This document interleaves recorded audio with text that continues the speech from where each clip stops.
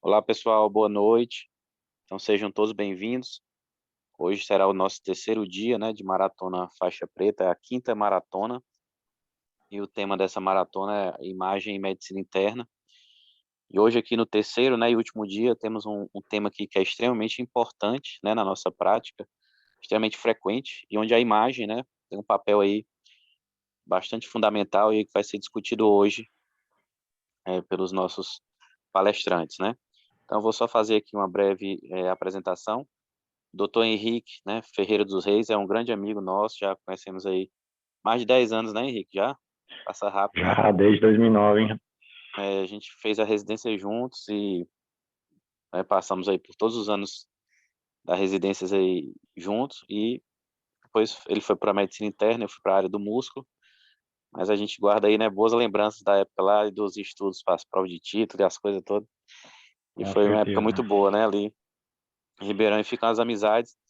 E esse ano a gente Bas- teve nessa oportunidade de estar nos reencontrando aqui nas atividades, né, acadêmicas e científicas. E a gente espera em breve, né, passar essa pandemia e se encontrar pessoalmente, né, Henrique? Deus quiser, Baiten. Se Deus quiser. Muito obrigado aí. E temos também aqui hoje, né, convidado especial, o Dr. Luiz Gustavo, que é urologista. O Dr. Henrique vai fazer a apresentação oficial dele, mas já de antemão agradeço bastante a sua presença aqui para compartilhar com a gente, né, a visão do especialista, né, que realmente é o nosso objetivo, né, final, é passar as informações precisas, né, que possam realmente fazer a diferença na conduta do caso. Então, estou muito feliz aqui com a presença de vocês e espero que aproveitem bastante aí essa palestra e essa sessão que vai ter uma interatividade. Podem colocar perguntas no chat, né, e ao final, né, após a apresentação, os professores vão tirando as dúvidas aí, fica mais organizado dessa forma. Então, vou passar a palavra aí para o doutor Henrique, para ele fazer a abertura e desejo aí uma ótima noite aí de muito conhecimento para a gente.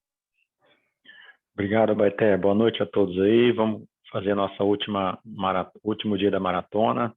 Um tema que é bem comum,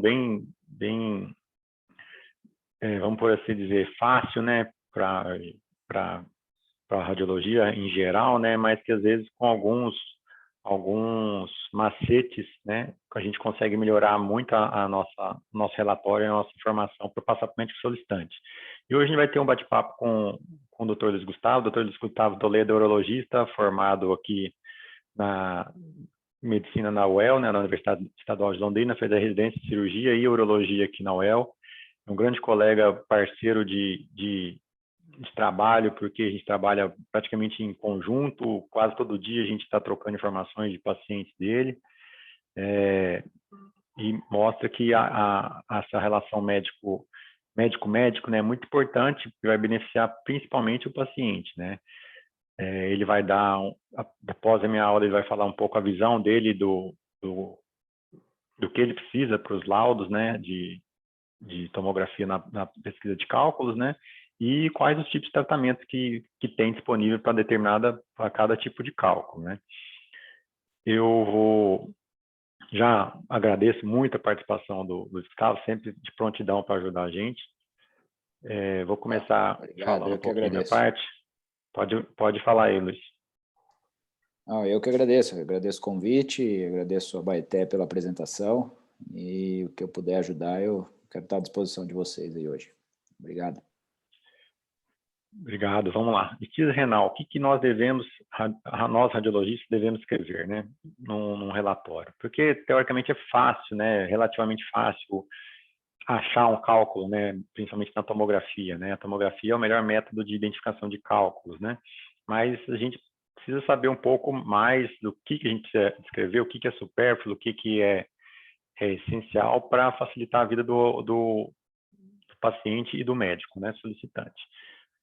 Primeira coisa que a gente tem que saber é os tipos de cálculo, né? Basicamente, existem 5 tipos de cálculo, né? O principal é de oxalato de cálcio, né? Que corresponde a 70% dos cálculos, e tem várias causas determinantes, né? A principal dele é hipercalciúria, diarreia crônica e acidose tubular renal, né? Depois disso, nós temos os cálculos de fosfato de magnésio, que é o cálculo de Struvita, que a maioria das vezes é o que forma os cálculos coraliformes, né? E a causa dele é por infecções, né? São bactérias que produzem a urease que vão formar o fosfato amônio de magnésio, né? Tem o cálculo de ácido úrico, menor proporção, são cálculos de baixa densidade, às vezes a gente não encontra eles no raio-x de abdômen, principalmente pacientes que têm gota ou que têm um IMC muito elevado ou diabetes, né? Temos também cálculo de cistina, que a causa é a cistinúria, e os cálculos causados por medicamentos, né? O principal dele é o indinavir, que são cálculos raros, né? Muitas vezes radiotransparente, inclusive na tomografia, né? O que a gente tem que fazer? Nesses casos, a gente depende de uma urotomografia com contraste para a gente identificar a falha de enchimento, né? E quais são os métodos de imagem que a gente usa para ver cálculos, né? São 5. Radiografia, urografia, ultrassom, uro-RN e ATC tomografia, basicamente tomografia sem contraste, né? Todos eles têm sua vantagem e desvantagem. Eu não vou entrar em detalhes de cada método, né? Mas basicamente assim, o raio-x ele tem uma baixa sensibilidade, né? Apesar de ele ter uma baixa radiação, ele consegue encontrar até 80% dos cálculos radiopacos, mas ele é útil basicamente, eu vejo, como para monitorar aqueles pacientes que já têm cálculos e quer saber se aumentou o número, né, se diminuiu, mas basicamente a carga de cálculos renais, né? A urografia, a diferença é que vai injeta o contraste endovenoso, né, para a gente delinear a anatomia do rim, dos cálices renais, né? Mas como ele usa contraste e ele usa radiação, atualmente não tem mais muita indicação se pedir uma urografia, sendo que você pode pedir uma tomografia, que vai dar muito mais detalhe, né? O ultrassom, a grande vantagem dele ser não ter radiação, só que ele é operador dependente e em algumas porções do ureter a gente não consegue encontrar, né? Não consegue acessar via ultrassom, principalmente a porção pélvica retropélvica, por assim dizer, né? A porção mais posterior da pelve, né? A gente tem também... Tá dando algum eco aqui. O que é aqui? A gente tem também cálculo, método de uroressonância, né? Que não usa radiação e serve para ver principalmente os efeitos secundários da litíase. Ela não é utilizada propriamente dita para identificar o cálculo, que muitas vezes é difícil de ser encontrado, né? Mas a gente pode ver outras patologias, por exemplo, a estenose que está causando essa impactação de cálculo, né? E o método mais adequado, primeira linha, tomografia sem contraste, né? O único fator de desvantagem dele é que tem exposição à radiação, principalmente aqueles pacientes que vão ficar fazendo tomografias várias vezes, né? Tem cálculos recorrentes, né? Então, quais são os achados primários, os achados de imagem na tomografia? A gente divide em achados primários e achados secundários, né? O achado primário é o quê? Eu vou falar só de tomografia, que é o tema da aula hoje, né? O achado primário é a identificação do cálculo no trato urinário, seja ele no rim, no ureter, na bexiga e até na uretra, né? Então, a gente pode identificar cálculo no rim, cálculo no ureter e até cálculo na uretra, né? Então, por isso é importante a gente avaliar todo o trato urinário, desde a bexiga até a região genital, né? E, além disso, a gente tem que saber identificar quais são os principais pontos que podem ter impacto de cálculos no ureter, né? Teoricamente, assim, o que é mais urgente para o urologista é saber se o cálculo é ureteral ou não, que vai mudar muito a conduta naquele momento do paciente, né? Você vai só dar analgesia, você vai ter que internar, né? Isso depois o Dr. Luiz pode falar mais. E existem pelo menos 3 pontos principais de obstrução por cálculo renal, que são estreitamentos anatômicos que a gente tem no trajeto do ureter. O primeiro é na JUP, né? Na junção ureteropiélica. Depois ele vai passar ali no polo inferior do rim, onde tem uma curvatura, né? Depois tem um cruzamento com os vasos gonadais, que pode ou não dar obstrução, né? Se for um paciente que tiver uma dilatação da veia gonadal, pode acontecer de dar obstrução, né? Mas o segundo foco de constricção do ureter, esse já é bem típico, né? Que é do cruzamento com os vasos ilíacos externos, que é quando ele entra na parte pélvica, né? E o terceiro ponto de estenose, na passagem da bexiga urinária, né? Na junção ureterovesical. Então, a gente tem que saber que nesses locais são mais propensos a parar o cálculo ureteral. E como que a gente vai identificar cálculo, né? Basicamente olhando onde tem as pequenas imagens calcificadas, né? Os pequenos cálculos no trajeto do ureter. Só que em alguns pontos, principalmente no ureter distal, a gente tem alguns fatores confundidores. O principal dele são os flebolíticos, né? Flebolíticos que são as calcificações venosas, né? Como que a gente vai diferenciar o cálculo ureteral do flebolítico? A gente pode usar alguns sinais. Por exemplo, o sinal do aro, né? Que é o sinal do aro de partes moles. Aqui está bem magnificado, mas ele serve para ver o quê? Quando o cálculo está dentro do ureter, principalmente na porção distal, pode acontecer em qualquer porção, mas na distal é onde tem mais acúmulo de flebólitos, né? A gente tem esse halo com densidade de partes moles que corresponde à parede do ureter edemaciado, né? Por conta do cálculo estar impactado, ele provoca uma inflamação e um edema. Então, a gente vê que tem um halo completo de tecido de partes moles ao redor do cálculo. Então, isso é um sinal que não é um flebólito, é um cálculo dentro do ureter. Outro sinal é o sinal da cauda do cometa, que é o quê? Que mostra o vaso, a veia, né? Sem estar calcificada, chegando na parte calcificada, né? E aqui a gente consegue ver bem que isso aqui é o meato ureteral, é a junção uretero-vesical, e o cálculo está lateralmente, e a gente consegue ver o sinal da cauda do cometa, que é a veia, né, que contém essa calcificação. Um outro sinal para a gente diferenciar é o sinal do centro radiolucente. Esse flebólito, aqui na verdade nós temos 3 flebólitos, mas esse aqui a gente consegue ver bem que a região central dele é radiolucente, né? Ao contrário dos cálculos ureterais, que eles não têm centro radiolucente, eles têm o centro mais calcificado, né? O cálculo se forma de dentro para fora, né? E um outro sinal é que normalmente o flebolito ele tem uma densidade baixa, tá? Principalmente por conta desse centro radiolucente. A atenuação média, segundo alguns estudos, foi de 160 o H versus 350, 305 dos cálculos ureterais, né? Então, isso são os achados principais, né? E os achados secundários, né? São sinais de obstrução do trato urinário causado por um cálculo, né? Por quê? Mas eu consegui ver o cálculo, né? Mas esses sinais, esses achados secundários também podem mostrar alguma gravidade e também alguns casos que, por exemplo, fez uma tomografia de abdômen superior, por exemplo, e não pegou a parte pélvica, né? Ou o paciente já eliminou o cálculo, né? Mas ainda continua com edema, então a gente consegue ver a lateralidade. A dor dele se justifica pela passagem do cálculo, né? Os achados secundários mais comuns que a gente observa com maior frequência é o edema do parênquima renal.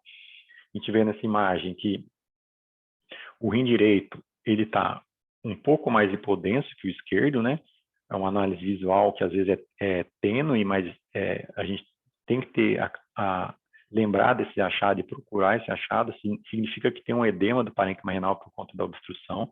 Então ele fica um pouco mais escuro que o rim contralateral. Outro sinal é a perda da hiperdensidade da medular renal.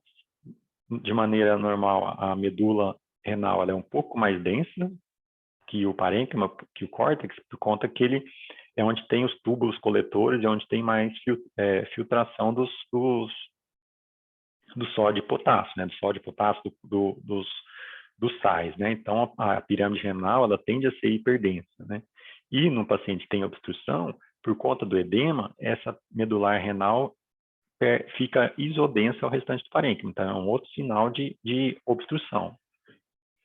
Além disso, nós temos sinais clássicos de hidronefrose, né? Que é a dilatação da pelve renal, do sistema hialocalicial, que pode ser leve, pode ser moderada ou pode ser grave, acentuada, né? Alguns utilizam o termo de hidronefrose grau 1, 2 e 3, né? E a gente sempre tem que lembrar que existe também variação anatômica, a principal dela é a pelve extra-renal, né? Que o que acontece é que ela fica mais alongada, né? Ela está bem fina nessa parte no interior do seio renal e depois que sai do seio renal que ela fica mais dilatada, tá? É uma variação que às vezes dá dúvida se é hidronefrose ou não, né? Um outro achado que a gente tem é o edema perirenal, que nada mais é um acúmulo de líquido do sistema linfático ao redor do rim, se acumulando no espaço pararenal. né, na gordura, borrando a gordura. A gente chama também de sinal do rim suado, e ele também pode ser visto até no ultrassom, tá? E esse edema perirenal, ele só aparece normalmente depois de 2 horas de dor, né, do início da dor, tá? A gente não pode confundir esse sinal com o sinal de edema de pacientes que são hipertensos, que têm alguma patologia renal. Normalmente, esse edema perirenal obstrutivo, ele é unilateral, né? A não ser que o paciente tenha o azar de ter 2 cálculos ureterais obstrutivos, um de cada lado, né? Então, depois a gente já descobriu quais são os achados primários e secundários, a gente tem que colocar isso no papel, né? Como que a gente vai relatar? O que que a gente precisa relatar no laudo, né? Para ter uma informação precisa e concisa para o médico, né? Primeiro é o número de cálculos, né? A gente deve se preocupar em enumerar os cálculos, principalmente aqueles que são maiores que 4 milímetros, tá? Sempre a gente deve se preocupar com cálculos maiores que 4 milímetros, porque a gente deve contar eles e numerar eles certinho, porque a partir de 4, 5 milímetros, principalmente, é que o médico, depois o Luiz Gustavo vai falar mais, ele tem mais condições de intervir nesse cálculo, né?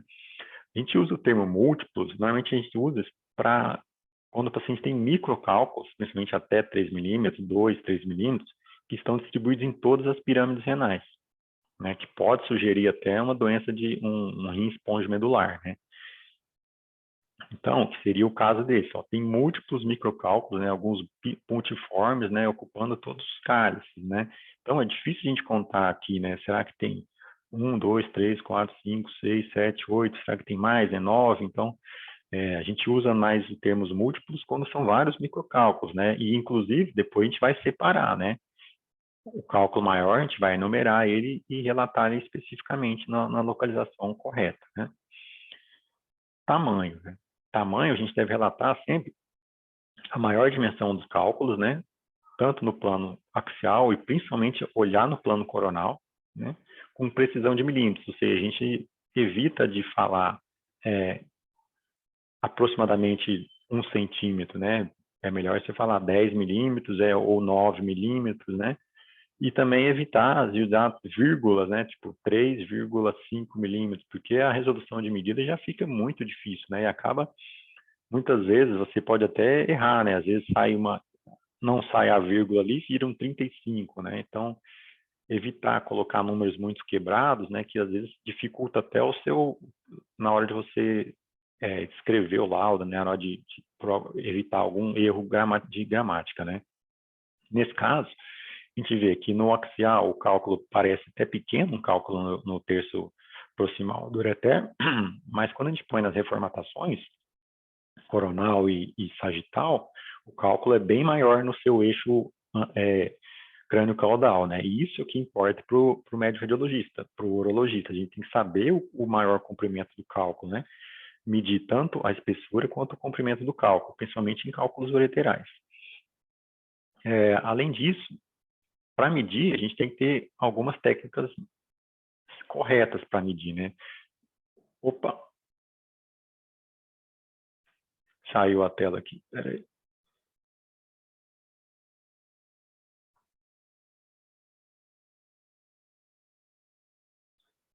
Vocês estão vendo minha tela aí? Não, não. Não está Caiu aparecendo. aqui, peraí, que eu vou abrir o PowerPoint aqui de novo, que ele fechou agora que eu vi.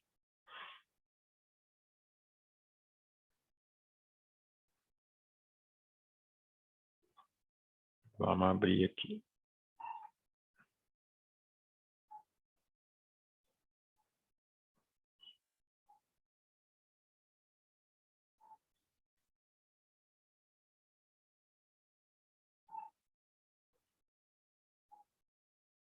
Só um minuto, falha técnica.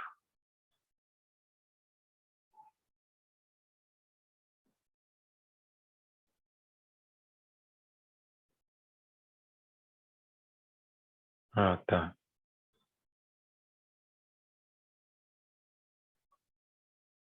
Pronto, agora vai.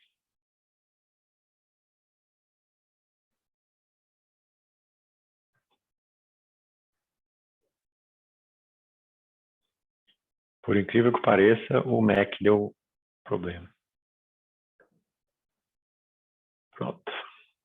Vou voltar lá onde a gente estava. Aqui.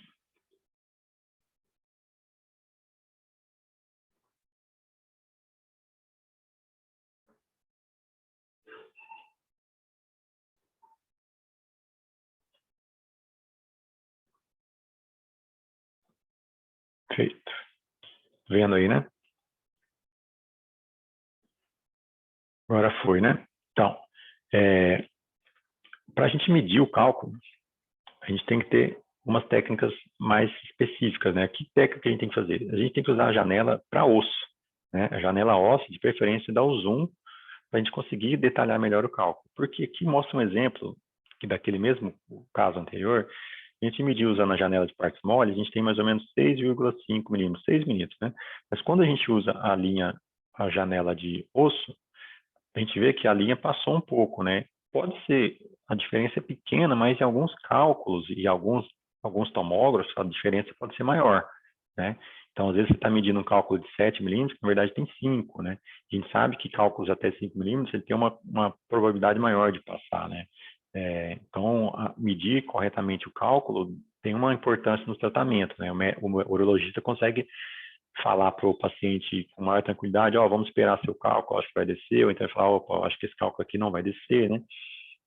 Então, a gente tem que medir adequadamente o cálculo usando a densidade, a janela de osso, né?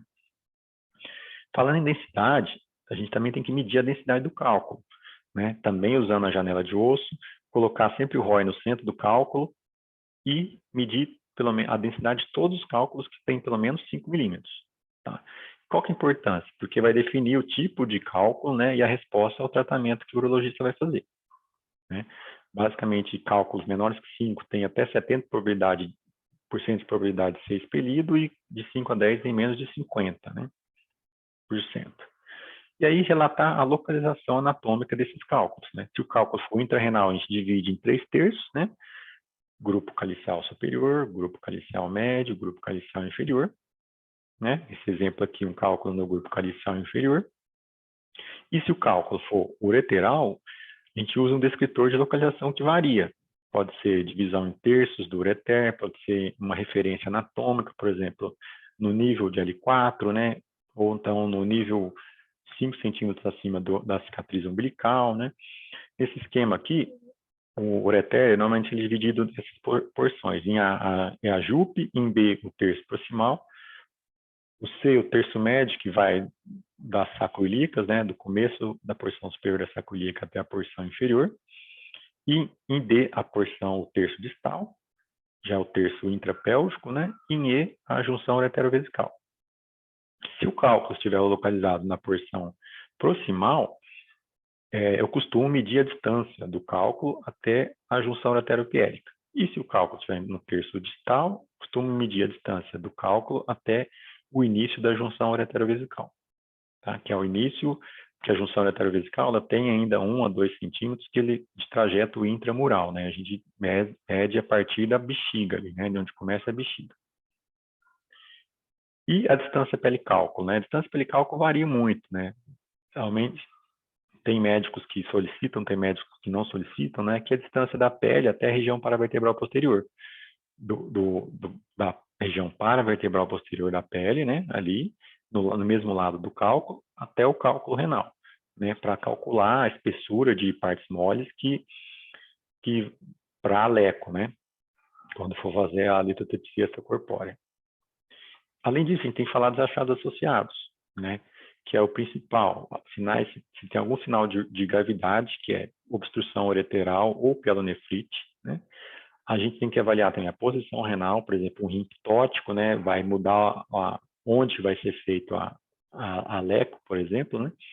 Variações anatômicas, né? Duplicação pielocalicial, um divertículo calicial, um posicionamento vascular aberrante, né? E as calcificações parenquimatosas renais, que às vezes podem ser confundidas. Então, quando a gente vê uma calcificação que não é cálculo, a gente também tem que relatar, porque às vezes vai ser relatado em outro método como cálculo, né? Um ultrassom, um raio-x, né? Então, a gente tem que relatar essas calcificações também. Um outro achado associado é o ângulo infundíbulo pélvico, né? O que é um ângulo infundíbulo pélvico? É esse ângulo formado entre a linha da pelve renal, entre a pelve e o ureter, a gente chama de eixo ureteropélvico, e a linha do infundíbulo, onde está localizado o cálculo, né?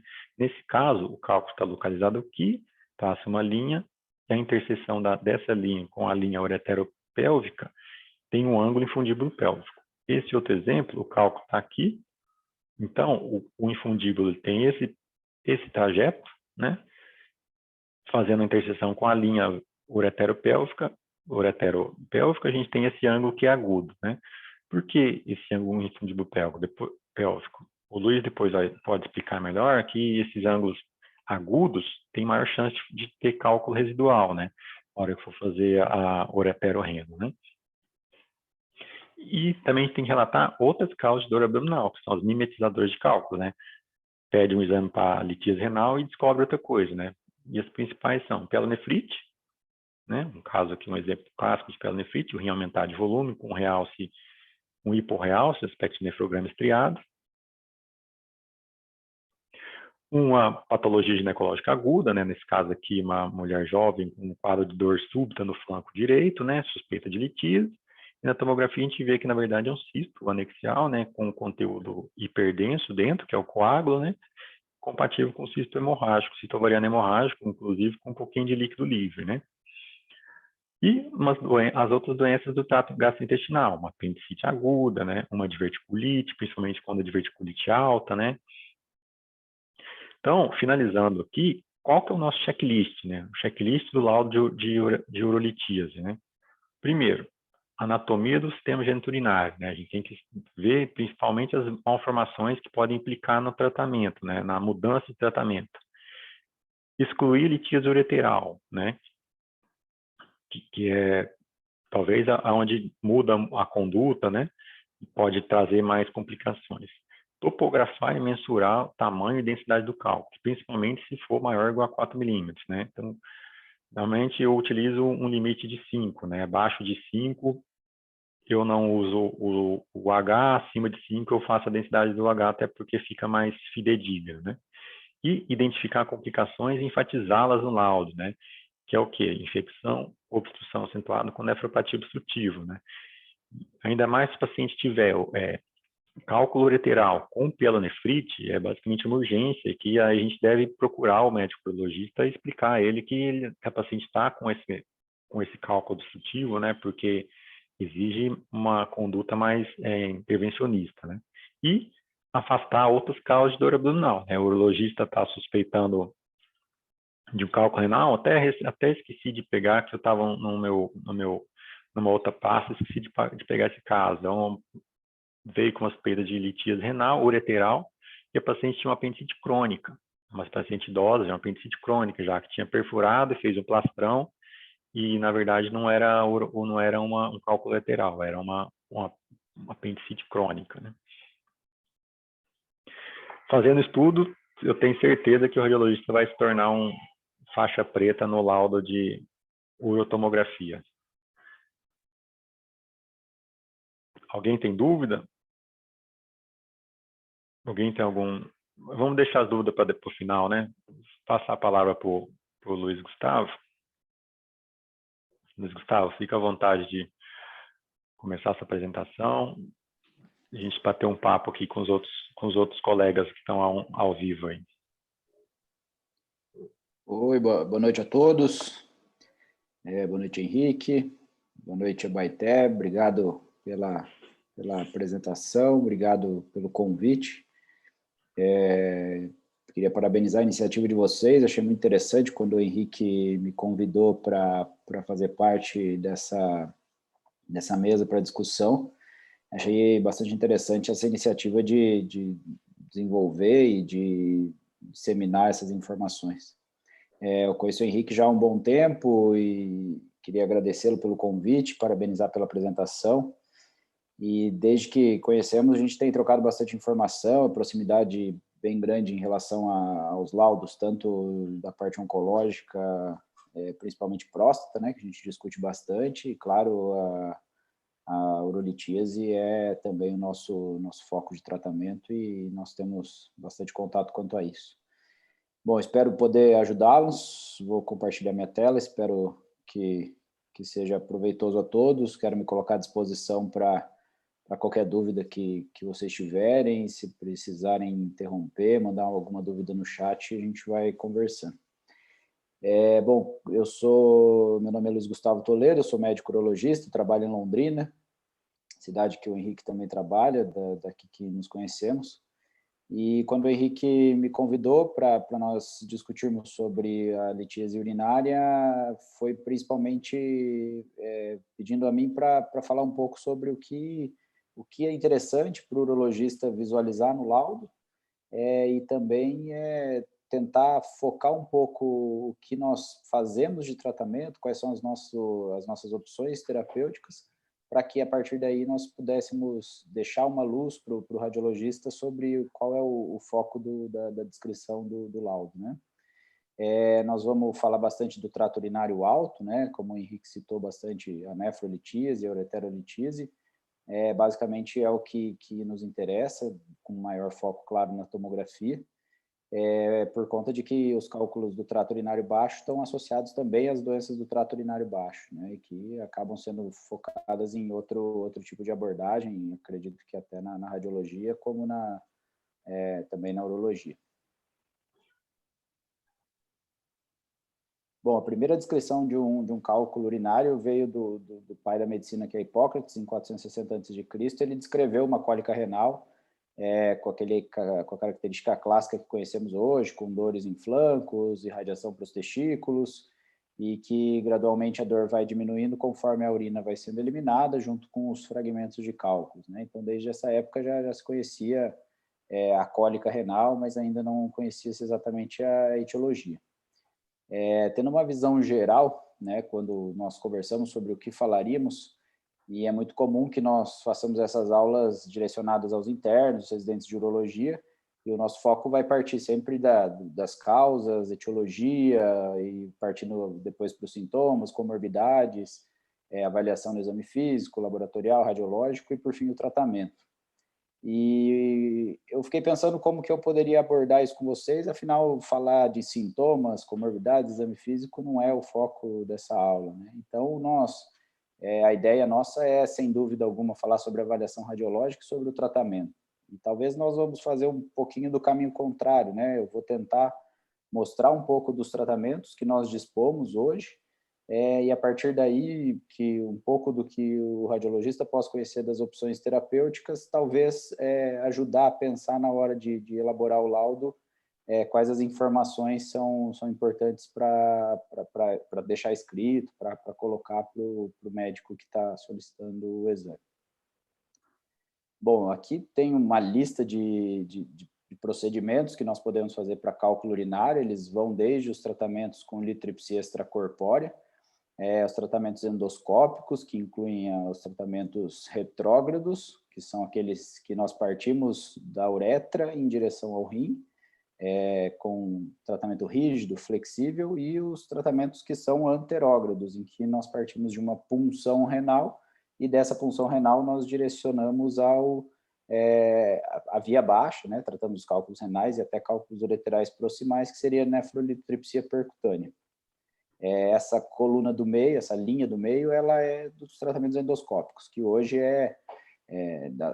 os 4 primeiros procedimentos que vocês veem aí são o nosso dia a dia, né? 90%, 95% dos cálculos são resolvidos através de alguma dessas vias.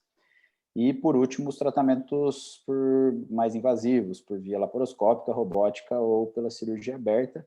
Hoje, com a tecnologia, cada vez em desuso essas abordagens, são casos bastante específicos que eu vou falar bem pouquinho lá no final para vocês.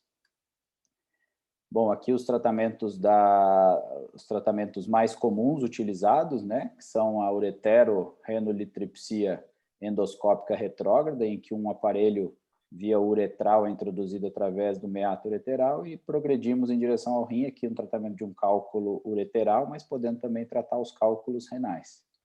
E aqui o tratamento percutâneo, que é a nefrolitripsia percutânea, em que, através de uma punção renal, um orifício criado através do parênquima renal, nós abordamos os cálculos intrarrenais. E, sendo possível, em alguns casos, tratamentos até de cálculos ureterais proximais. Tá? Esses são os tratamentos mais comuns e mais do nosso dia a dia, nós vamos falar um pouquinho mais sobre eles, né? Os nomes, eles são complexos à primeira vista, mas eles são altamente descritivos, né? Os cálculos, tratamentos de cálculo, ou eles são para fragmentação ou são para remoção. Então, todos vão ter um termo de litotripsia, para cálculos que nós vamos fragmentar, ou litotomia, para procedimentos em que nós vamos abordar de forma cirúrgica, aberta a via excretora, para remoção dos cálculos, né? Então, ureterolitotomia seria uma abertura do ureter para remoção do cálculo. Ureterolitotripsia seria o tratamento endoscópico que nós fragmentamos o cálculo por via endoscópica. E esses são os 7 procedimentos mais comuns, né? Vamos falar um pouquinho de cada um e junto com as avaliações radiológicas.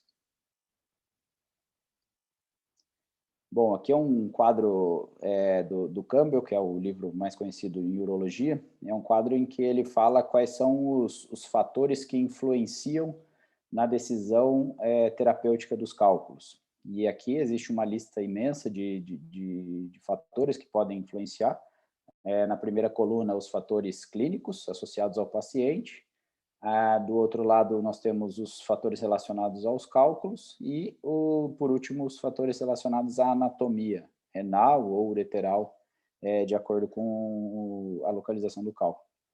E eu separei alguns que são extremamente importantes nessa aula e eu acho que é nisso que nós vamos focar, que são esses os principais. Os fatores associados ao cálculo, todos eles, tamanho, localização, número, composição dos cálculos, e os fatores relacionados à anatomia renal, como bem o Henrique já demonstrou, que são obstruções, hidronefroses, cálculos de polo inferior, e os órgãos adjacentes, que eu deixei com um asterisco aqui, porque ele não está relacionado diretamente à anatomia renal, está associado, claro, aos órgãos adjacentes.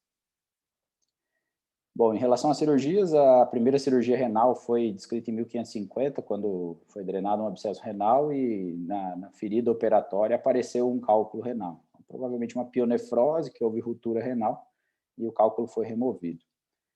A primeira remoção de um cálculo em um rim sadio foi em 1880, e em 1902 foi conhecida uma linha chamada linha de Brodel, ou Brodel-White Line, que é uma linha avascular que fica a cerca de 5 milímetros a 10 milímetros da linha convexa, que seria essa linha pontilhada. Essa linha seria uma linha avascular em que nós poderíamos incisar o rim como um todo sem ter lesões vasculares de vasos maiores. Após esse conhecimento dessa linha, há cerca de 55, 60 anos após, nós tivemos a descrição da nefrolitotomia anatrófica, que é essa cirurgia descrita aqui ao lado, essas imagens, em que é feita uma incisão longitudinal na borda convexa do rim, nessa linha de Brodel, e removidos os cálculos através dessa incisão. Para realizar essa cirurgia, obrigatoriamente é feito um clampeamento dos vasos renais, tanto de artéria ou veia, e o nome nefrolitotomia anatrófica veio porque eles tentavam essa cirurgia antes, mas o rim atrofiava. Como após esse conhecimento dessa anatomia, os rins pararam de atrofiar, devido a, claro, diminuição das lesões venosas e arteriais, e por isso chamada anatrófica. Bem como a radiologia teve uma evolução grande quando, há alguns anos atrás, principalmente quem trabalhou, pelo menos nos últimos 20 anos, com o sistema de saúde pública, o nosso armamentário era raio-x simples, urografia excretora em cálculos enormes, né? Então, a radiologia evoluiu bastante e hoje, com a evolução a partir de um raio-x simples, nós temos imagens bastante elucidadoras, que vão nos ajudar na decisão terapêutica e na programação cirúrgica, funções, melhor via de acesso, estratégia de tratamento, qual que é o melhor método de litotripsia, tudo isso nós ganhamos informação quando antes com o raio-x simples e a urografia excretora nós não tínhamos todas essas informações. E a urologia também evoluiu. Nós partimos dessa cirurgia, que era uma cirurgia bastante invasiva, agressiva, com altos riscos, para uma cirurgia menos invasiva, em que com o tratamento endoscópico, a imagem de um procedimento endoscópico retrógrado, através de uma ureteroscopia flexível, paciente com 5 cálculos renais, nós tratamos todos os cálculos através de um tratamento sem qualquer incisão. Aqui o aparelho subindo pelo ureter, um fio-guia, essa linha ao lado do aparelho é um fio-guia que nos ajuda no direcionamento, e a fragmentação sendo realizada, né? Aqui já a fragmentação do primeiro cálculo, em seguida nós fragmentamos todos os outros cálculos. O tratamento é exatamente esse, aqui em cima as imagens, e o tratamento com um aparelho digital, com uma visão muito interessante, com altas taxas de resolução e de praticamente ausência de cálculos após o término do tratamento, né? Principalmente cálculos como esse, de aspecto mais macio, eles são fragmentados com grande facilidade por esse equipamento, né? Os cálculos vão ficando cada vez menores, e nós temos a possibilidade depois de remoção desses cálculos. E aqui eu vou dividir um pouquinho sobre as áreas, né, de descrição dos cálculos, né? Então, vamos falar um pouquinho sobre os cálculos ureterais e depois falar da descrição dos cálculos renais. Sem dúvida nenhuma, devido ao número de cálices, localização, variação da posição dos cálculos e do tamanho, os cálculos renais são mais complexos de descrever e também de tomar a decisão como das melhores formas de tratamento. Então, vou começar com o cálculo ureteral e em seguida a gente passa para o cálculo renal.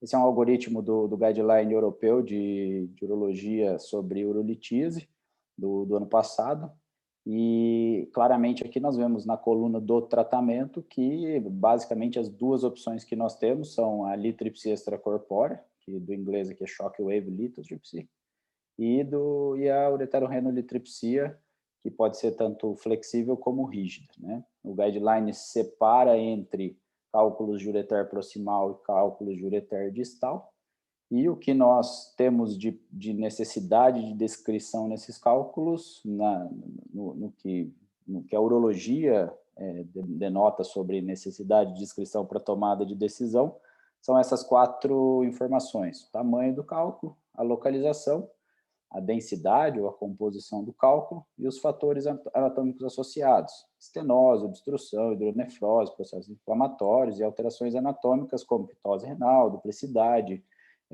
pelvis estrilar, estenose de junção ureteropiélica. Das demais informações são importantes. E quando nós falamos em tamanho, nós temos essa é uma meta-análise em que viu-se que o tamanho, isso é uma meta-análise já bastante antiga, de 99, 2001, mostrando que o tamanho realmente faz toda a diferença no tratamento do cálculo, né? Os cálculos menores do que 5 milímetros, quando somados, nós temos uma taxa de passagem do cálculo de 77%. Quando os cálculos passam de 5 milímetros, a passagem espontânea do cálculo cai para menos de 50%. Então, a decisão terapêutica do urologista vai estar exatamente em cima disso. Cálculos até 5 milímetros podem ser de conduta expectante, e os cálculos maiores que 5 milímetros têm uma tendência a terem condutas mais invasivas, né? Como tratamentos endoscópicos e litotripsia extracorpórea, como nós vimos no slide anterior. A localização também bastante importante. Cálculos distais têm uma taxa de eliminação de 71% e os cálculos proximais de 22% de eliminação espontânea.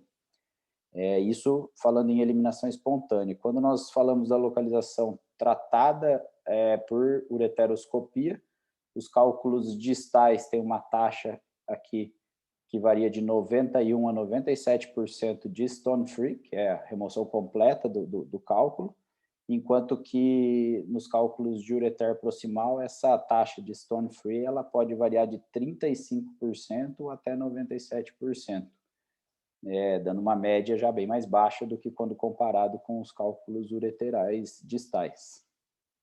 Então, aí reside a importância em sabermos a localização desse cálculo. Eu não vou falar agora da densidade e composição do cálculo, que eu vou deixar para falar junto com os cálculos renais, onde, sem dúvida alguma, é mais importante nós sabermos essa densidade. Os fatores anatômicos são extremamente importantes. Aqui é um caso do nosso serviço ainda, quando usávamos urografia excretora, né, bastante tempo atrás, em que um cálculo obstrutivo, radiotransparente, não achávamos que era só o cálculo com dilatação importante, e na radioscopia com injeção do contraste nós vimos um estreitamento importante do ureter, com grande dificuldade de progressão do aparelho e um cálculo praticamente impossível de tratar por via endoscópica. Aqui também é uma estenose importante do ureter distal, numa radioscopia, com injeção retrógrada de contraste, e o achado endoscópico é justamente esse, um afilamento importante do ureter, uma luz bastante estreita e que impossibilita a passagem do aparelho. Esses casos são muito complexos de tratar, em geral necessitando tratamentos abertos, laparoscópicos, na maioria dos casos com reimplante ureteral. Mais uma alteração anatômica, essa é uma paciente que acompanhou conosco por longo tempo, começou o acompanhamento aos 18 anos, na ocasião com cálculo coraliforme bilateral. Foram feitas 2 tratamentos percutâneos para cada rim. O rim esquerdo se tornou excluso, com pionefrose, nessa ocasião aqui da imagem já com a nefrectomia esquerda realizada, e ela tinha de alteração uma duplicidade ureteral, né? Nós vimos aqui a duplicidade ureteral, ela tinha duplicidade ureteral direita incompleta e completa do lado esquerdo. E de interessante que nós vemos no caso dela foi essa ocasião em que nós tratamos cálculos renais bilaterais, passamos duplo J do lado direito, passamos 2 duplo J's, que nós conseguimos ver aqui, né? Essa é uma imagem da pelve. Na retirada do duplo J, nós vimos algo inusitado que nos chamou bastante atenção, que a ponta do duplo J do lado direito entrou no meato ureteral do lado esquerdo. E, na dúvida, nós tínhamos que tirar um dos lados só, nós não sabíamos qual duplo J retirar, e precisamos da radioscopia. Em geral, não se usa radioscopia para esse procedimento, né? Então, foi um caso bastante interessante que denota a importância dessa descrição anatômica no pré-operatório. E agora vamos falar mais da parte renal, que sem dúvida é a parte mais complexa, com maior número de informações e que também gera muita dúvida, tanto para o urologista e acredito que também para o radiologista. Então, aqui são as sugestões que eu acredito ser importante, né? A descrição de tamanho e número dos cálculos, lembrar que 50% a 60% dos cálculos têm menos de 1 centímetro, e como o Henrique falou, a partir de 5 milímetros, que esses cálculos são importantes para nós, tanto para decisão terapêutica, como mudança de conduta, de acordo com não só o tamanho, mas como também o número. E a nossa decisão, ela sempre está em cima do tamanho, levando em conta cálculos até 1 centímetro, 1 centímetro a 2 centímetros, e maiores que 2 centímetros, vocês vão ver no algoritmo que muda. As outras descrições são localização, a composição do cálculo, distância pele-cálculo, que o Henrique comentou, a descrição dos órgãos adjacentes e os fatores anatômicos. Então, quando nós falamos em tamanho, esse é um comparativo, né, em que é nítido que tanto no tratamento por litotripsia extracorpórea, quanto no tratamento por nefrolitotripsia percutânea, que é o tratamento endoscópico alto, com punção renal, a efetividade ela diminui, né, a taxa de stone free, ela diminui com o aumento do tamanho dos cálculos, né? A percutânea ela permanece bastante estável até 3 centímetros, maior que 3 centímetros nós já temos uma taxa bem menor.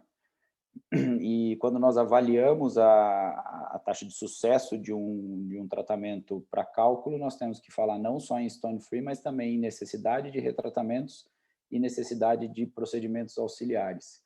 E é nítido que conforme aumenta o cálculo, necessita-se mais de retratamentos e de procedimentos auxiliares. Daí a importância em ter essa diferenciação de cálculos até 10 milímetros, 10 a 20 milímetros e maior que 20 milímetros.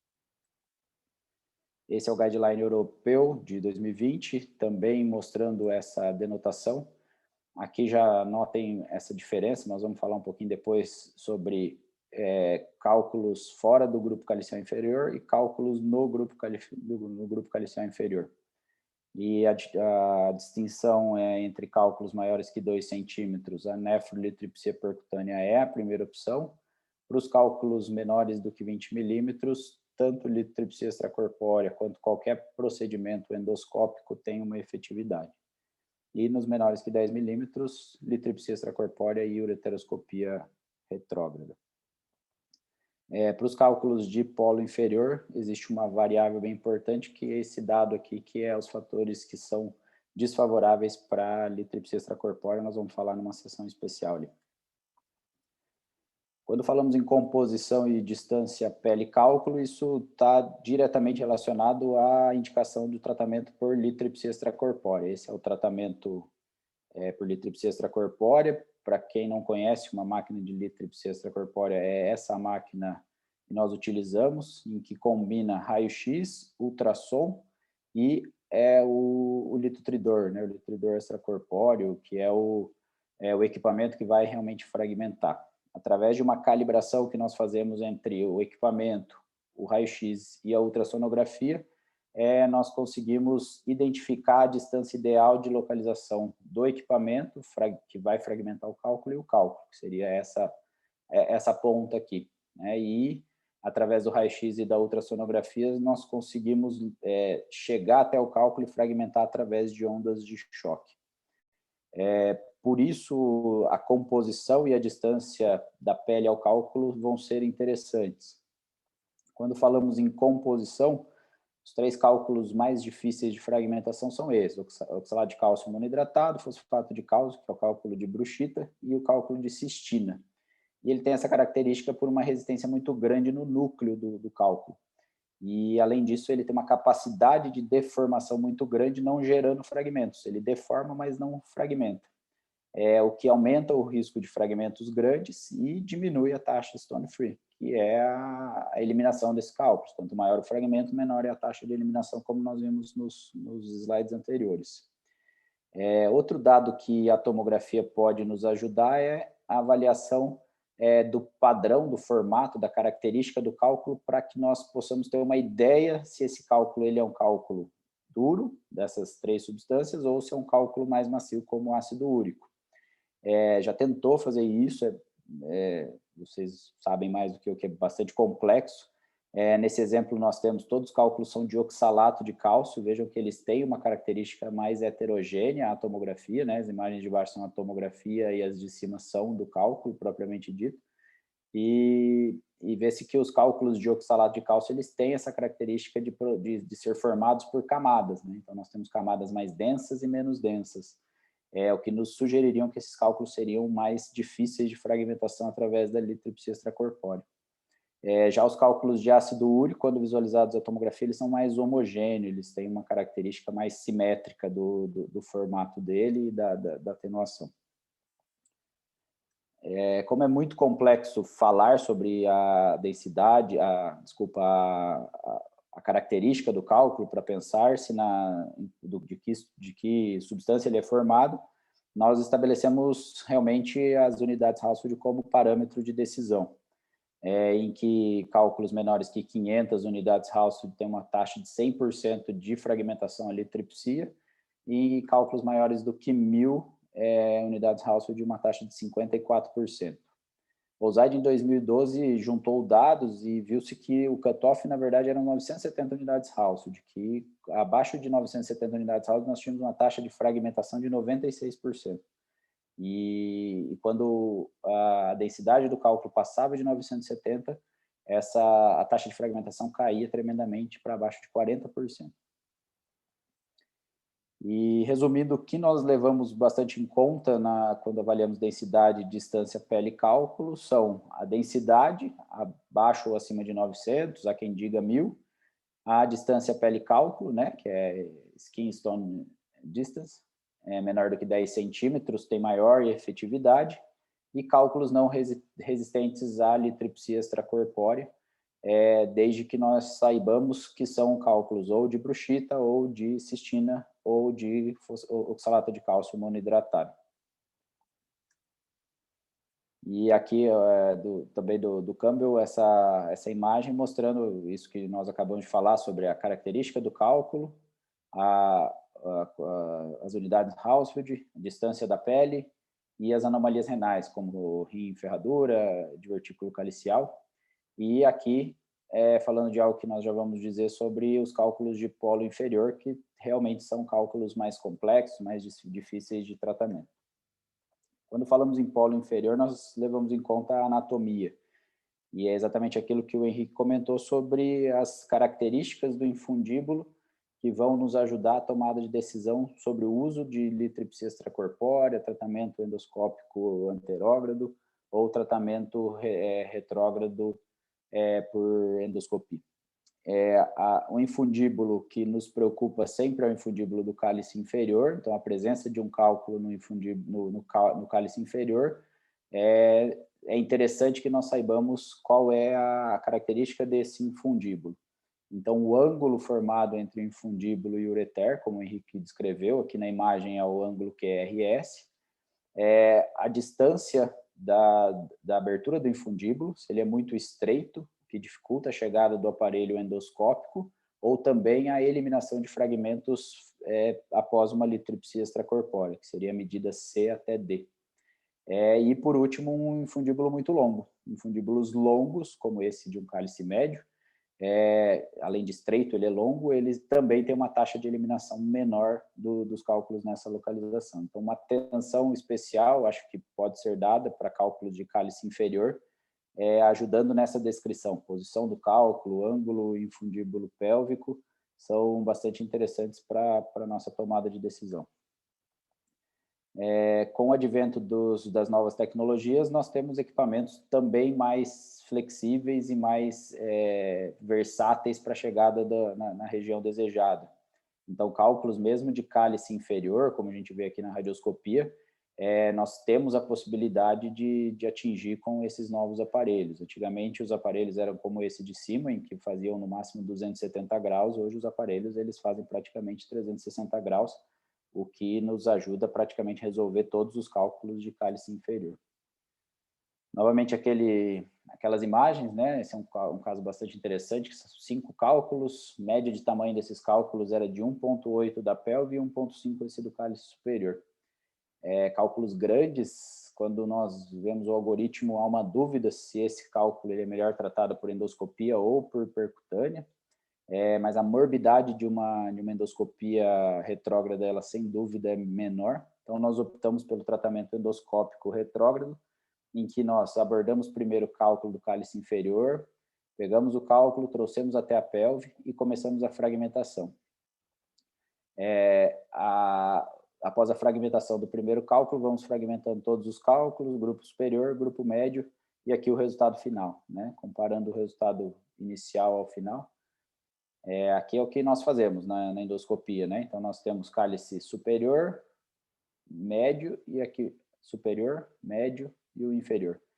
O aparelho ele tem a possibilidade de fazer essa curvatura e vai entrar no cálice inferior, onde nós conseguimos identificar o cálculo. Vou passar um pouquinho. Então, nós abordamos o cálculo nessa região e, nesse caso, nós conseguimos remover o cálculo por completo através do ureter. Estávamos sem bainha na ocasião, o paciente já tinha usado catéter duplo J, então o ureter fica mais fácil de manipular. Aqui, tratamento de cálculos pequenos, com pinças basket, um resultado bastante interessante, que a gente consegue retirar cálculos, limpar o rim com pinças de remoção de cálculos. E aqui, por último, o tratamento de cálculos por via endoscópica através de fragmentação a laser, em que tratamos cálculos enormes, como foi esse do caso das figuras ao lado, em que há uma resolução praticamente completa dos cálculos.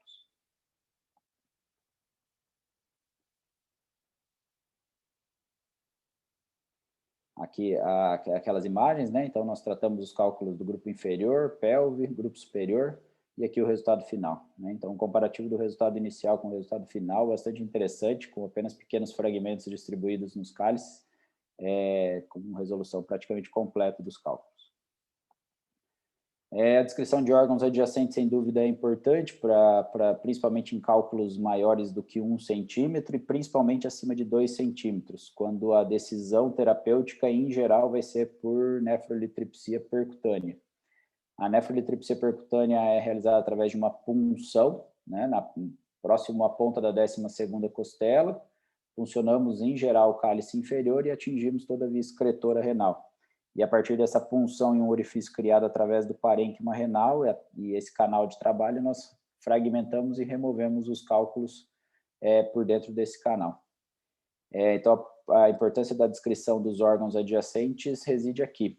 Valdívio Uria descreveu essas imagens de tomografia na década de 90, em que, no número de pacientes não relacionados a doenças renais, a tomografia mostrava que em 15% dos casos o cólon era retrorenal. E essa linha é a linha de punção, em geral, nossa, que passa pela face anterolateral do corpo vertebral e a região posterior do hilo renal. Em 15% dos pacientes, uma punção nessa região teria lesão de cólon. Então, a descrição dos órgãos adjacentes, principalmente em cálculos grandes, é bastante interessante. Para evitar casos como esse, né? Uma punção transhepática, uma punção transesplênica. Perdão.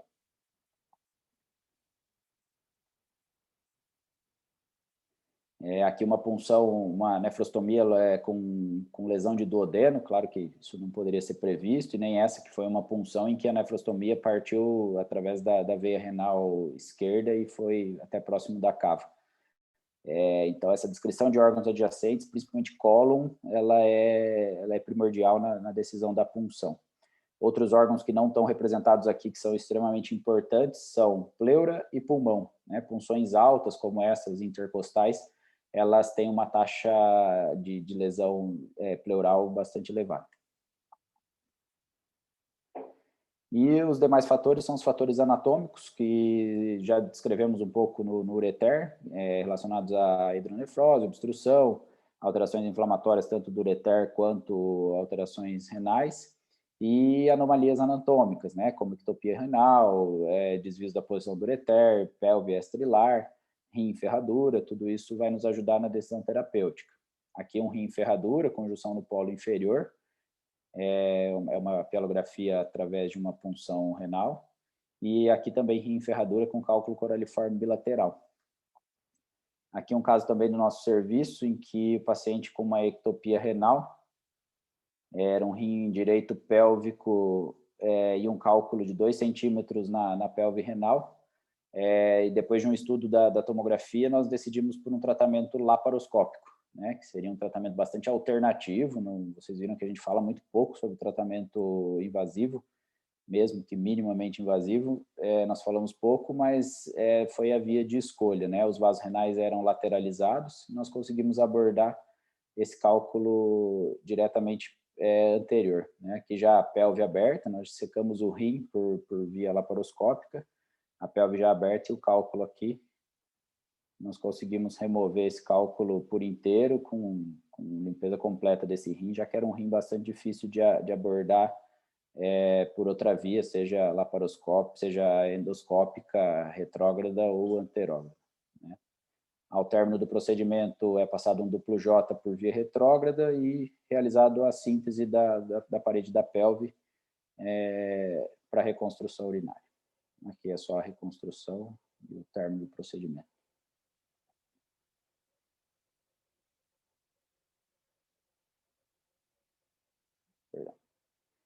Bom, em resumo, o que eu acho bastante interessante, quando o Henrique me convidou, ele falou, a gente queria ouvir o que vocês acham importante ter na descrição de um laudo de tomografia relacionado a cálculo.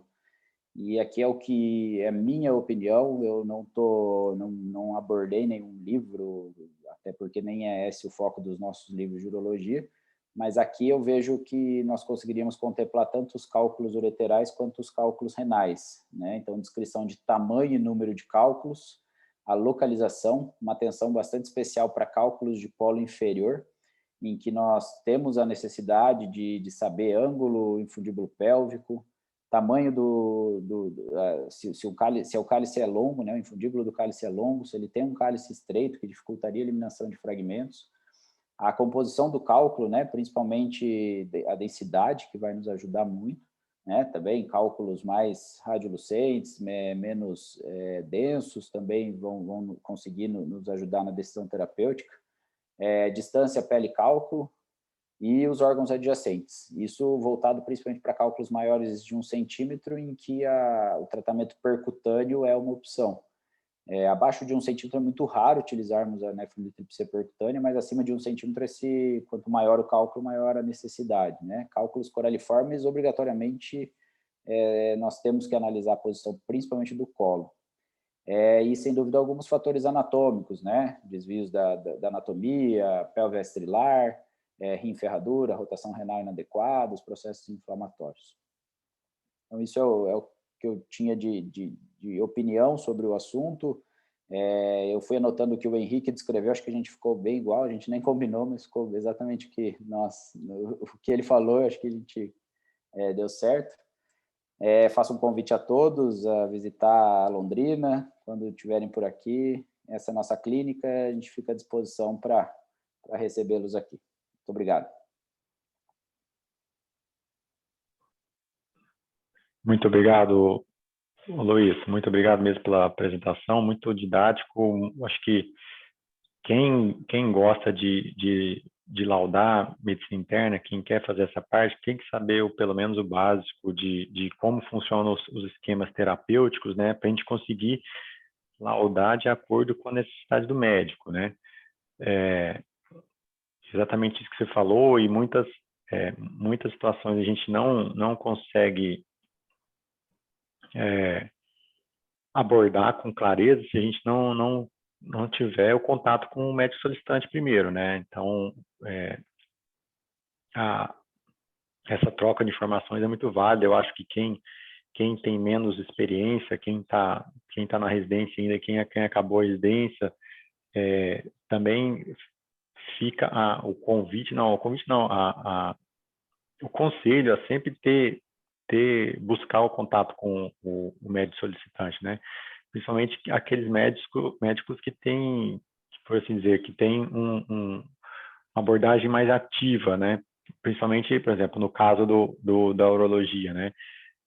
Muita da experiência que eu adquiri laudando ressonância de próstata foi porque, assim, o meu laudo é uma patologia virtual, né? Mas eu preciso de uma confirmação, né? Então, muitos dos laudos que eu faço, eu mando para o Luiz, e o Luiz me retorna depois com a biópsia, com a cirurgia. Falo, cara, foi isso mesmo que você falou, tudo. Ou então, das biópsias de próstata que nós fazemos. Eu faço, eu acho que tem lesão ali, aí depois eu me mando o laudo, né? Então, acaba que você cresce o jeito de aprender, tendo essas informações, essas respostas da nossa patologia imaginária, né? Que, de fato, patologia virtual, né? Em relação à aula específica, né, eu gostei bastante dessa parte de polo inferior, né? Muitas vezes nós, radiologistas, não sabemos que algumas regiões demandam um pouco mais de trabalho no tratamento, né? E eu comentei na aula do ângulo infundíbulo pélvico exatamente por isso, porque é uma área que às vezes a gente descreve um cálculo, né, de 7 milímetros no grupo calicial inferior, mas o médico vai depender das outras informações para saber como que ele vai tratar, né? Então, é importante esse asterisco no polo inferior mesmo, né? Distância, pele e cálculo também é importante para um planejamento cirúrgico, né? A questão de microcálculos, Luiz, só para esclarecer um ponto para o pessoal. Vocês orientam esquemas de tratamento para cálculos menores que 4, 3 milímetros, ou não tem sucesso? As taxas de sucesso são baixas?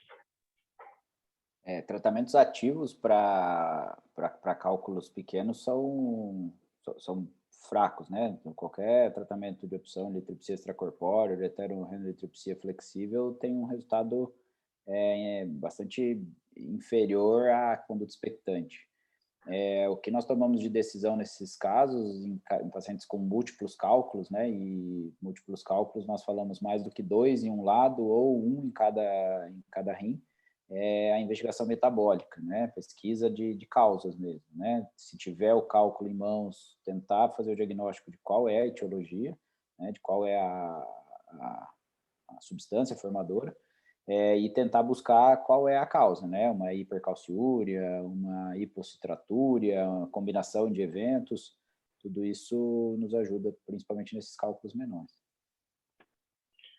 O Marcelo fez a pergunta aqui, depois eu vou mostrar na prática o ângulo infundíbulo pélvico. Vou mostrar um casinho aqui.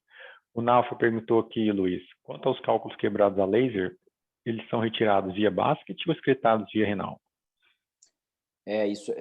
A ideia é fazer as duas coisas, né? Nós fazemos uma terapia, hoje o laser, com a melhora da tecnologia, nós temos duas terapias, né? A terapia de fragmentação, em que nós vamos deixar os cálculos maiores para remoção via endoscópica com o basket, e o que nós chamamos de dusting, que é a fragmentação completa com fragmentos menores do que 3 milímetros. Para cálculos grandes, acima de 1,5 centímetro, é muito complexo, muito difícil nós removermos todos os fragmentos. Então, nós tentamos sempre essa tecnologia do dusting. Para cálculos menores que 1,5 centímetro, a combinação. O dusting com remoção é sempre uma boa opção. Então, fragmenta ao máximo, pulveriza o cálculo e no momento final nós deixamos 2 ou 3 fragmentos até para ter a amostragem. Naquele caso que eu mostrei, um caso mais complexo, com 5 cálculos grandes, nós removemos fragmentos maiores, mas procuramos sempre pulverizar, né? Deixar fragmentos pequenos que vão ser eliminados após. Deixa eu ver se tem mais alguma perguntinha aqui para eu responder aqui. Aqui do Marcelo. Vou mostrar aqui, Marcelo, como é que a gente vai fazer um cálculo, o ângulo infundíbulo pélvico aqui. Vou compartilhar minha tela aqui.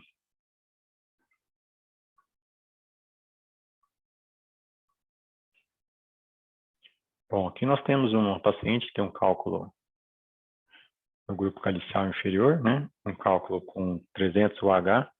Opa. Ele mede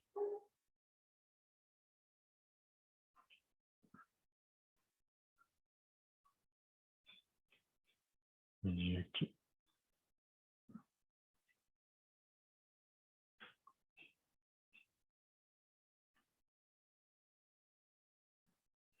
Cálculo medindo de 4 e 5 milímetros, tá? O ângulo infundíbulo pélvico, a gente tem aqui, ó. Esse é o infundíbulo inferior, né? E a gente tem aqui, ó. Aqui está o infundíbulo, né? A gente consegue ver bem ele aqui, desenhadinho. E aqui está a pelve. E aqui está o ureter, né? Ele vai passar para trás aqui. Aqui no... Vou fazer assim, deixa eu ver se eu consigo fazer. Espera aí. Deixa eu colocar... Aí. Não consigo apagar aqui.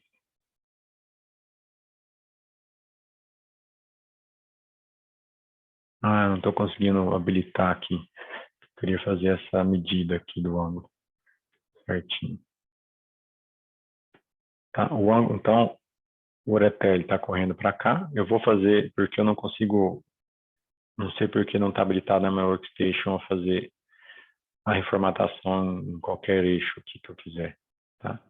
Fazer um ângulo infundíbulo pélvico aqui. Tá? Basicamente,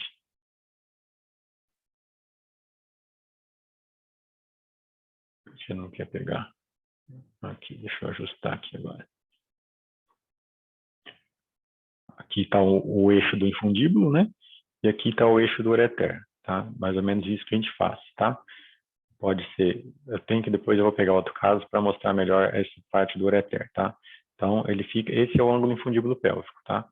Outra medida que às vezes a gente vai, e às vezes o contraste ajuda bastante, é a medida do comprimento, do diâmetro, né? Do infundíbulo, né? Que é esse diâmetro de 3 milímetros, né? E às vezes quando você faz a fase com contraste, ele te dá uma maior distensão, né? E fica mais fácil de medir. E o comprimento do infundíbulo, que é esse comprimento do aqui até a pelve renal.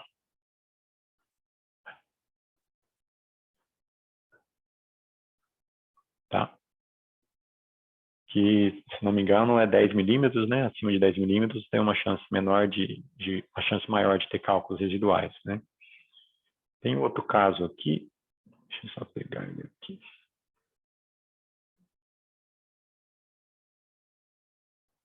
Vou te mostrar uma outra situação.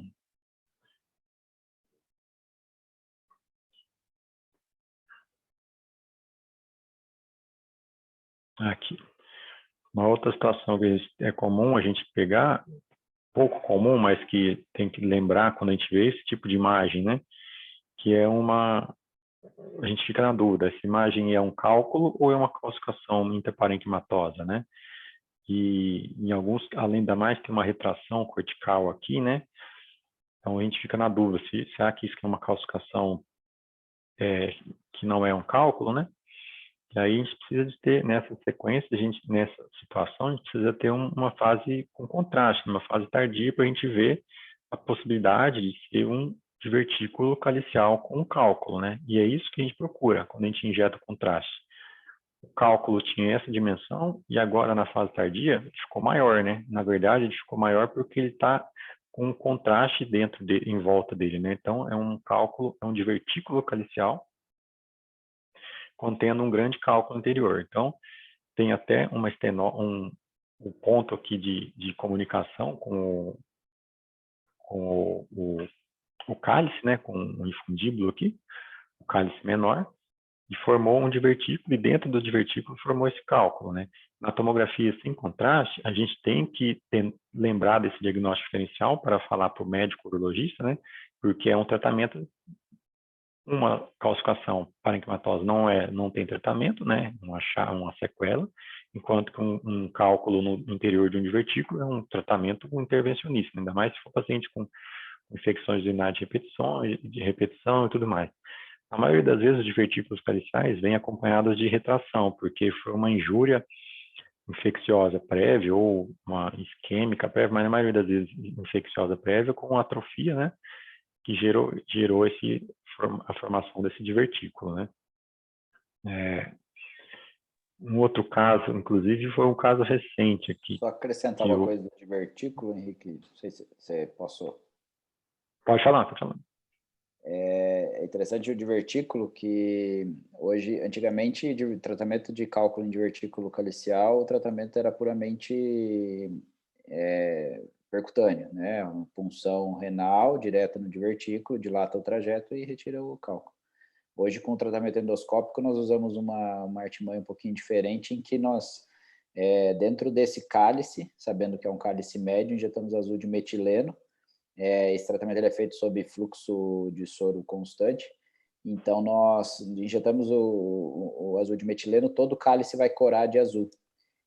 Enchemos o cálice com soro fisiológico e quando desligamos o soro, depois que esse azul de metileno foi lavado de dentro do cálice, o azul de metileno ele vai drenar do orifício do divertículo, porque ele tem geralmente o divertículo tem um orifício muito estreito, então ele acumula muito azul de metileno dentro. E a partir daí nós achamos onde está o divertículo, abrimos com laser e removemos os cálculos. Então, um tratamento bacana. bastante avançado que tem sido feito hoje em dia. Só para mostrar aqui, ó, que forma, se a gente fechar bem a janela, a gente consegue ver o cálculo aqui, né, com o nível de o contraste preenchendo o interior do divertículo, né. Um outro caso interessante de achados associados, né, foi essa paciente, inclusive sua paciente, o Luiz, paciente de 38 anos, que ela teve uma história, ela tinha um quadro de dor pélvica. Você se lembra o caso? Eu acho que você consegue relatar melhor a história clínica dela, pessoal.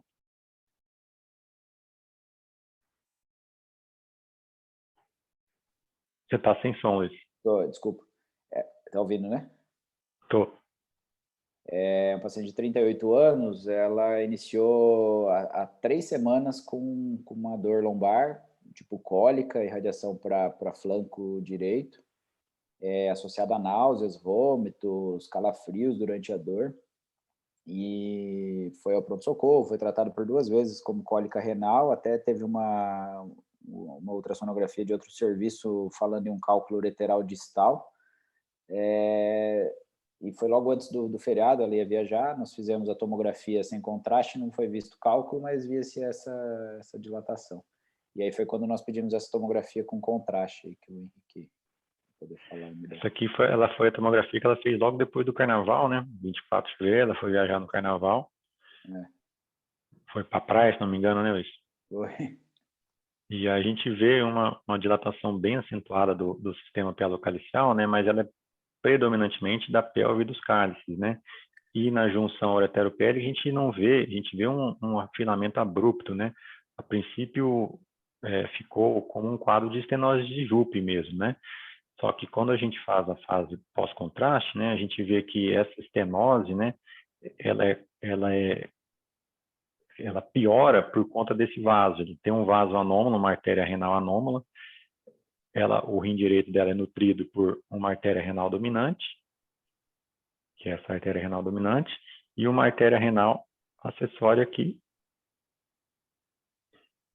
que ela passa rente à junção arteriopélica, ela forma uma alça, né?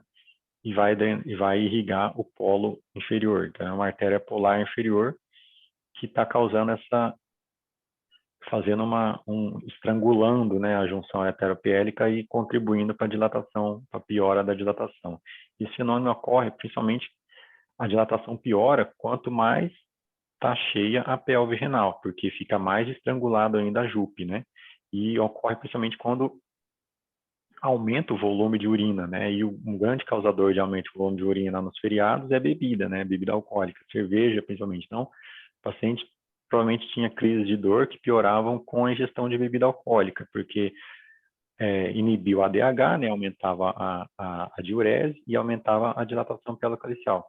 E um teste que pode ser feito é com furosemida, né? Que também vai simular essa dilatação e a piora da dor, né? Um casinho recente, interessante agora de semana passada, que são os mimetizadores de cálculo, né? Na verdade, não tem cálculo, é uma estenose causada por uma alça vascular. Vamos ver se tem alguém tem dúvidas. Deixa eu ver aqui.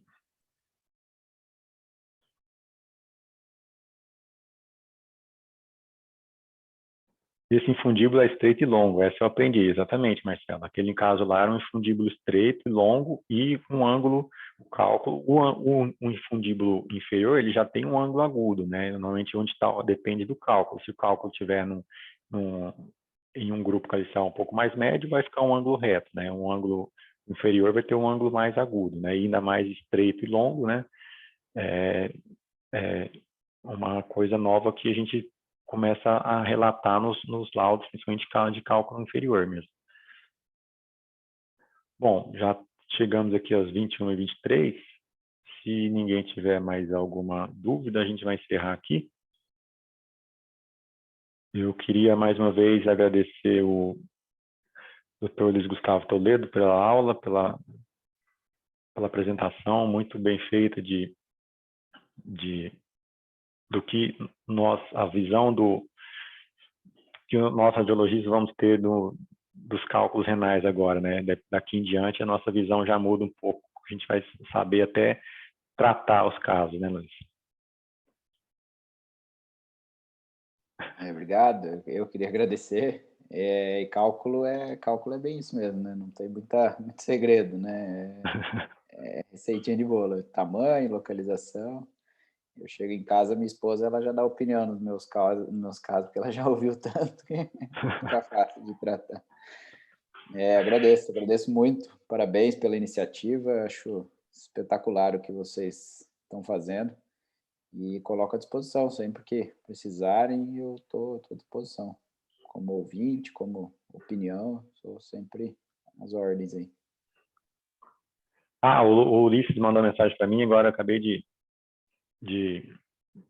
esquecendo de comentar aqui. O Luiz mandou aqui, comentar o cálculo de Juve versus cálculo solto na bexiga, né? Coisa simples para resolver, né? O que acontece, né? Muitas vezes a gente pega uma tomografia de abdômen, né? E tem um cálculo lá na Juve, no final da Juve, no meato ureteral, né? E às vezes é difícil de diferenciar, né? O cálculo, ele está ainda no canal na Juve, né? Ele ainda não saiu da bexiga ou ele já está solto dentro da bexiga, né? O que a gente deve fazer nesses casos, né? O melhor é a parte mais rápida, né? É você ver o cálculo na hora que está realizando o exame, na tomografia, e fazer uma aquisição com o paciente em decúbito ventral, né? Que se o cálculo estiver solto na bexiga, ele vai cair, né? Por gravidade, vai ficar na parte anterior, né? Muitas vezes, como o volume de exame nas clínicas são muito grandes, né? Os técnicos, às vezes, muda de técnico, o técnico sabe que tem que fazer isso, outro técnico não sabe, né? Acaba que um outro exame não vai ser feito decúbito ventral, né? A conduta é você tentar procurar se tem parede mucosa em volta de todo o cálculo, né? Que significa que ele ainda não saiu, que ele ainda está rodeado por uma densidade de partes moles e não está interposto por líquido, né? E outra situação que pode ser uma oroterocele, né? Uma oroterocele murcha, principalmente, né? Quando o cálculo está fazendo uma lombada na bexiga, né? Está fazendo a lombada na bexiga e a gente vê uma camada de tecido em volta dele, a gente está frente a uma oroterocele.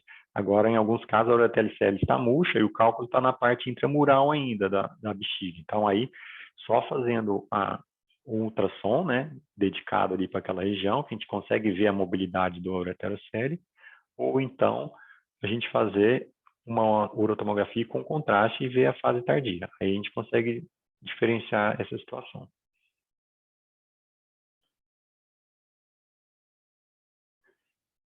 Bom, vou aproveitar que ainda temos mais um minutinho para fazer um convite a todos, né? A gente vai começar a nossa pós-graduação em abril, né? Primeiro módulo em abril, as inscrições ainda estão abertas, né?